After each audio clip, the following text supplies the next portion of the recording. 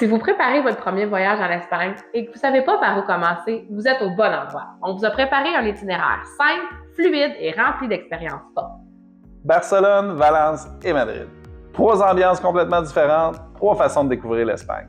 Et un circuit qui fonctionne à merveille, que vous voyagiez seul, en couple ou entre amis.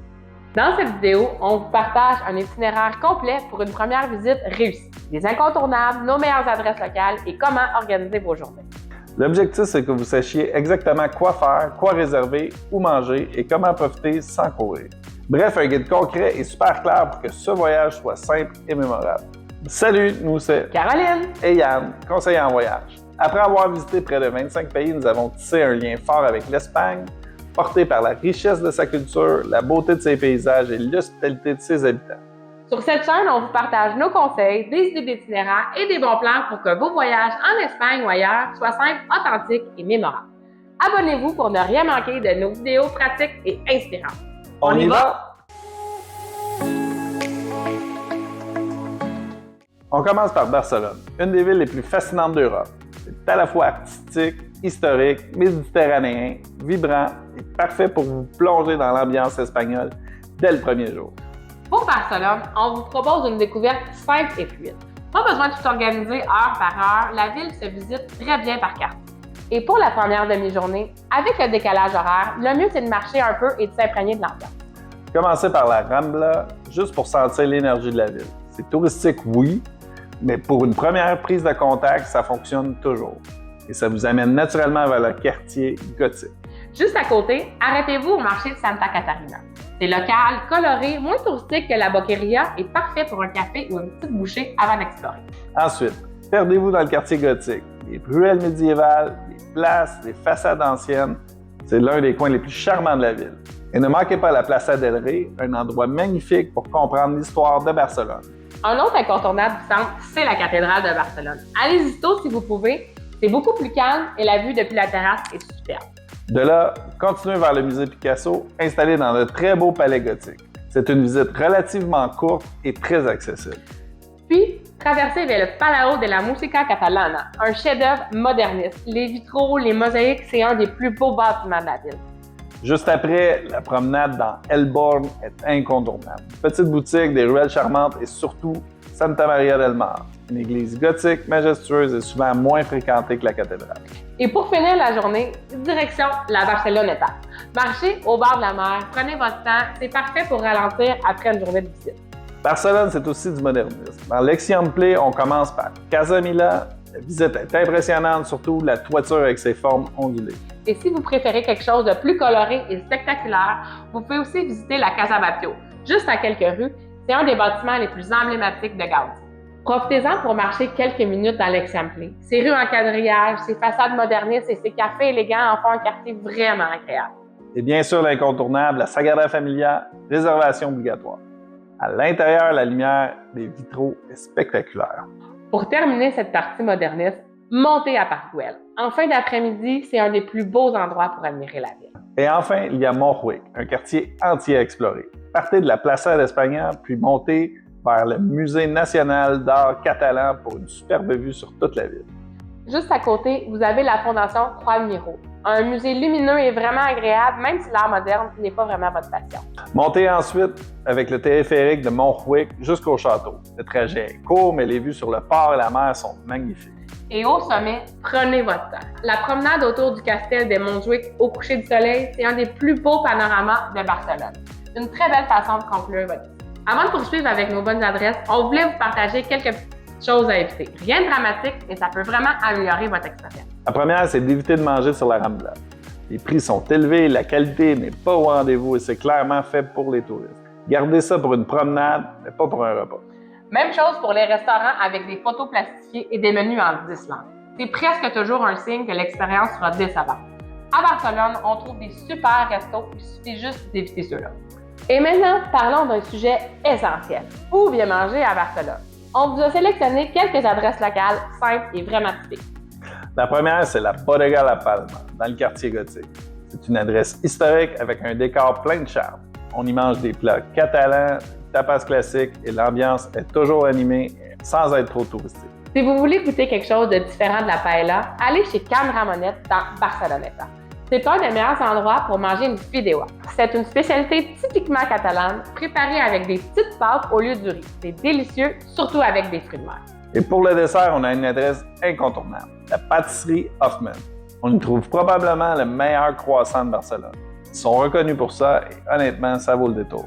Parfait pour un petit déjeuner ou une douceur en après-midi. Avec ces adresses-là, vous êtes sûr de bien manger, de découvrir des saveurs locales et surtout d'éviter les pièges touristiques. Après Barcelone, on continue notre itinéraire vers Valence, une ville plus douce, plus calme, mais avec énormément de choses à découvrir. On commence par le Barrio del Carmen, le cœur historique. C'est un quartier vivant, un peu bohème, avec des ruelles médiévales et beaucoup de petits musées locaux. On y trouve les Torres de Carpe, l'une des plus anciennes portes de la ville. Toujours dans le Barrio Carmen, ne manquez pas San Nicolas, qu'on appelle souvent la chapelle Sixtine de Valence. Les fresques sont incroyables. Et quelques rues plus loin, les Torres de Serranos offrent une très belle vue sur toute la ville. En descendant vers le centre, vous arrivez à la cathédrale, à la Plaza de la Virgin et la Plaza de la Reina. C'est le cœur historique de Valence, très agréable pour marcher, prendre un café ou juste observer la vie locale. Si vous êtes là un jeudi, essayez de voir le Tribunal de las Aguas, une tradition vieille de plus de 1000 ans. Ça dure quelques minutes, mais c'est unique au monde. À quelques pas, vous tombez sur deux incontournables. Le Mercado Central, l'un des plus beaux marchés d'Europe, et juste en face, la Lonja de la Seda, un chef-d'œuvre gothique classé à l'UNESCO. C'est vraiment un duo parfait à visiter ensemble. Pour la deuxième partie du séjour, on sort un peu du centre et on marche dans le Jardín del Turia, un immense parc installé dans l'ancien lit du fleuve. C'est l'un des espaces verts les plus agréables d'Espagne. Parce que Valence, c'est aussi sa partie futuriste, la Cité des arts et des sciences. On commence par le pont de la Suite de l'Art, puis le Musée des sciences et surtout le Palais des arts Reina Sofia, l'opéra spectaculaire qui semble sorti d'un film de science-fiction. Et pour finir la visite, on vous recommande l'Umbracle. C'est une promenade couverte de palmiers, très photogénique, avec une superbe terrasse pour prendre un verre en fin d'après-midi. Entre la vieille ville, les jardins et l'architecture futuriste, Valence offre un mélange parfait et une pause vraiment agréable et naturelle entre Barcelone et Madrid. Avant de quitter Valence, on voulait vous partager quelques bonnes adresses où manger local. Rien de touristique, rien de surfait, juste des endroits qui représentent vraiment la cuisine valencienne. La première, c'est la Pilareta. C'est un bar historique connu pour ses clochinas, les petites moules de Valence. C'est simple, c'est animé et c'est l'un des meilleurs endroits pour goûter à quelque chose d'authentique dans le centre. Juste à côté, vous avez Colmado La Lola. C'est un petit restaurant chaleureux, parfait pour essayer des tapas bien faites et des plats traditionnels revisités dans une ambiance détendue et locale. Et pour manger une vraie paella valencienne, on vous recommande Casa Carmela, près de la plage de Malvarosa. C'est une institution depuis plus de 100 ans et tout est encore préparé au feu de bois, comme le veut la tradition.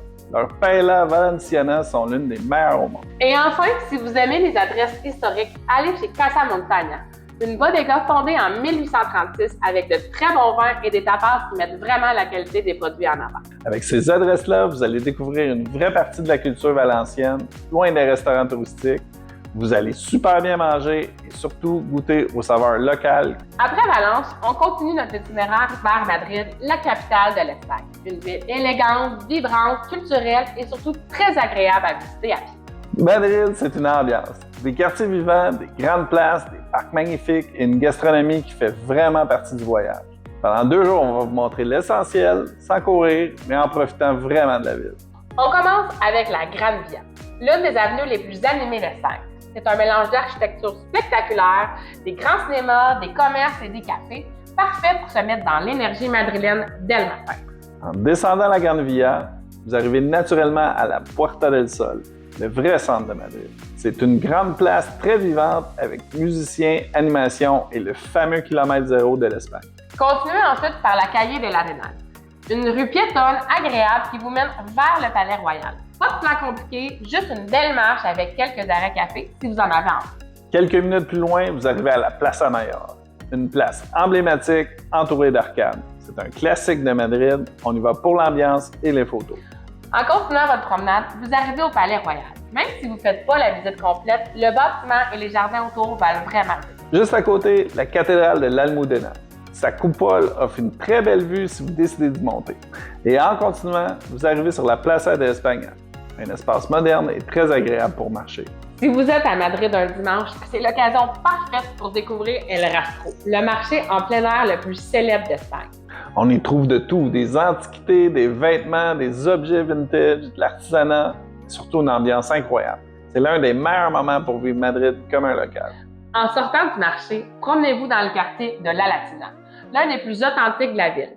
Des ruelles étroites, des terrasses animées, des places pleines de vie, c'est un quartier où on marche sans but précis. C'est aussi l'un des meilleurs endroits pour un apéro ou quelques tapas en début d'après-midi. L'ambiance y est toujours chaleureuse. Et si vous n'y êtes pas un dimanche, ou encore si vous préférez quelque chose de plus calme, direction le parc du Retiro.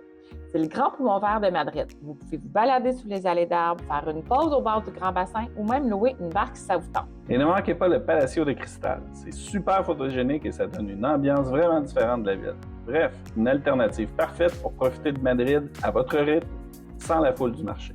Pour l'après-midi, allez explorer Chueca. C'est un quartier dynamique, créatif, avec de belles boutiques, des cafés et une atmosphère très locale. Vous pouvez ensuite remonter vers Grande Via pour magasiner ou simplement revoir l'avenue sur une lumière différente. C'est un des grands axes iconiques de Madrid. Et pour terminer votre visite, montez jusqu'au temple de Debod.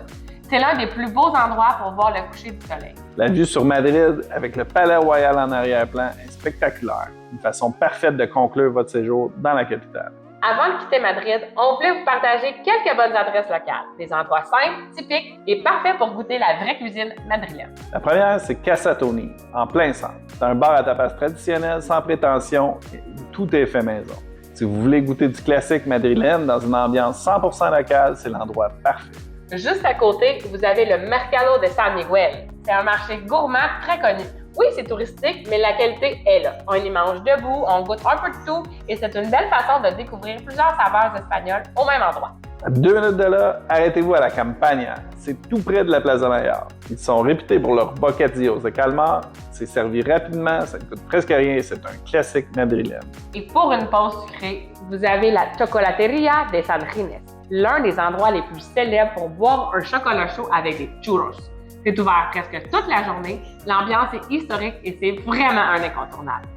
Avec ces adresses-là, vous allez super bien manger, découvrir des goûts typiques et éviter les pièges touristiques du centre. À Barcelone, on plonge dans l'histoire médiévale, l'architecture de Gaudi et l'ambiance de la Méditerranée. C'est une ville énergique, créative et parfaite pour commencer le voyage. À Valence, le rythme change. On explore un centre historique charmant, des marchés magnifiques et cette touche futuriste avec la Cité des Arts et des Sciences. Puis, on termine à Madrid, la capitale élégante et vivante. Avec ses musées, ses grandes places, ses parcs et ses quartiers animés, c'est une ville qui se marche et qui se savoure. 3 villes différentes, mais parfaitement reliées entre elles pour un voyage simple, équilibré et vraiment complet. Et vous, avez-vous déjà visité l'Espagne? Quelle ville aimeriez-vous le plus découvrir? Partagez votre expérience en commentaire, ça nous fait toujours plaisir de vous lire. Si vous pensez que nos conseils peuvent vous aider à voyager plus sereinement, mettez un j'aime, abonnez-vous à la chaîne et suivez-nous sur Facebook et Instagram pour profiter de toutes nos promos, inspirations et astuces exclusives. Tous les liens sont dans la description. Avant de faire vos valises, pensez à télécharger la liste de voyage, notre guide pratique et indispensable pour ne rien oublier avant, pendant et après le départ. Avec cette checklist complète, vous partez l'esprit vraiment tranquille. Le lien pour obtenir votre copie gratuite est juste en dessous dans la description. Hasta luego!